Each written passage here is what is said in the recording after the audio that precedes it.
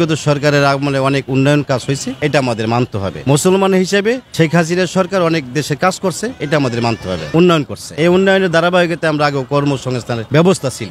5ই আগস্টের পরে আমরা যেরকম প্রত্যাশা করেছিলাম যে আগের সরকারের চেয়ে হয়তো এই সরকার দেশ ভালো চালাতে পারবে, কিন্তু আমরা সম্পূর্ণ ভিন্ন পাইলাম। এখন আমরা সাধারণ মানুষ হিসেবে জীবনযাপন করাটাই কঠিন হয়ে পড়ছে। এখন যে আমরা জীবিকা নির্বাহ করে সংসার চালাবো, কর্মসংস্থান করে আমাদের ছেলে সন্তানদের মানুষ করব, তার কোনো ব্যবস্থা এখন নাই। সংসার চালাইতে আমরা হিমশিম খাচ্ছি। আগে যে কর্মব্যস্ত ছিলাম, এখন এখানে বসে আছি। এই বসার মতো সুযোগ আগে ছিল না। হয়তো কাজ ছিল, এখানে সাইট ছিল, ওখানে কর্মসংস্থান ছিল। কাজ করে আমার আন্ডারে 50 জন কাজ করতো 5ই আগস্টের আগে। বিগত সরকারের সময় ইকুইপমেন্ট ছিল, বিভিন্ন রাস্তাঘাট হইতো। এখন আমার আন্ডারে যারা কাজ করে তাদেরও তো কাজ নাই, আমারও কাজ নাই। এখন আমি নিজের ফ্যামিলি চালাইতে পারতেছি না, এখন ভালো নেই। আল্লাহর নাম নিতেছি, তসবিহ গুনতে আছি, আল্লাহ তুমি রিজিক দান করো, আমাদের সুস্থভাবে যেন জীবন যাপন কইরা ঋণ পরিশোধ করে দিন মরতে পারি।